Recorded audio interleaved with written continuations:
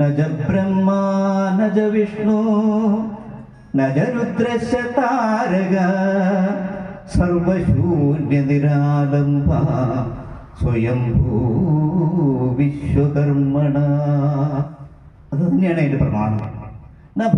ഭൂമിയില്ല, ജലമില്ല, വായുവില്ല, ആകാശമില്ല, അഗ്നിയില്ല, ബ്രഹ്മം വിഷ്ണു മഹേശ്വരന്മാരില്ല, ചിന്തകളില്ല, നക്ഷത്രങ്ങളില്ല, ചന്ദ്രനില്ല, സൂര്യനില്ല.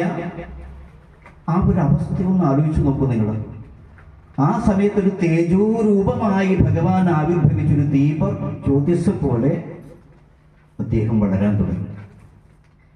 അങ്ങനെ പ്രപഞ്ചം മുഴുവൻ വിസ്തരിക്കുന്ന രീതിയിൽ ഒരു അണ്ഡകടാഹം പോലെ, വിശ്വബ്രഹ്മാണ്ഡം പോലെ വിസ്തരിച്ച ആ ആവിർഭാവ ദേവശക്തി ഒരു സ്ഫോടനാത്മകമായി വിഭജിക്കപ്പെട്ടു എന്നുള്ളത്. അങ്ങനെ പഞ്ചഭൂതങ്ങൾ ആവിർഭവിച്ചു. ആ സമയത്ത് പ്രപഞ്ചത്തിൽ മുഴുങ്ങി കേട്ട ഒരു ശബ്ദമുണ്ട്.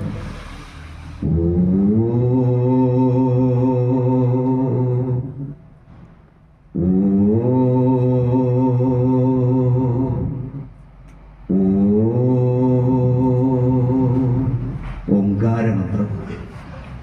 ഏത് മന്ത്രം എടുത്ത് നോക്കിക്കഴിഞ്ഞാലും ഏത് വാക്ക് പറയുമ്പോഴും അതിൻ്റെ ആദ്യത്തിൽ നമ്മൾ വയ്ക്കുന്ന ഒരു ബീജാക്ഷരമാണ് ഓംകാരം. അത് 3 അക്ഷരങ്ങളുടെ സംയോജനമാണ്.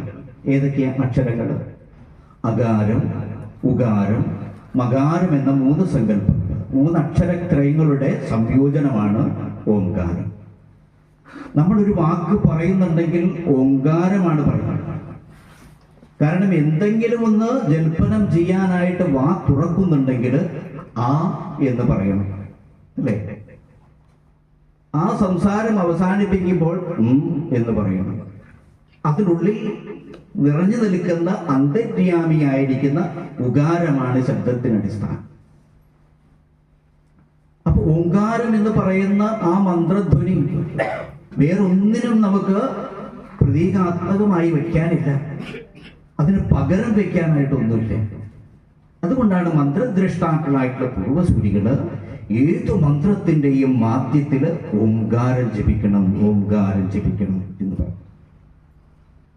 അപ്പൊ അങ്ങനെ വിരാടായിരിക്കുന്ന വിശ്വബ്രഹ്മാവ് ആവിർഭവിച്ചു. അദ്ദേഹത്തിന് രൂപമുണ്ടായി, പ്രപഞ്ച സൃഷ്ടിക്ക് ഒരുങ്ങുകയാണ് ചെയ്തത്. അപ്പൊ വിശ്വബ്രഹ്മദേവന്റെ നാഭി പ്രദേശത്ത് നിന്ന് ഒരു ഹിരണ്യനാഭി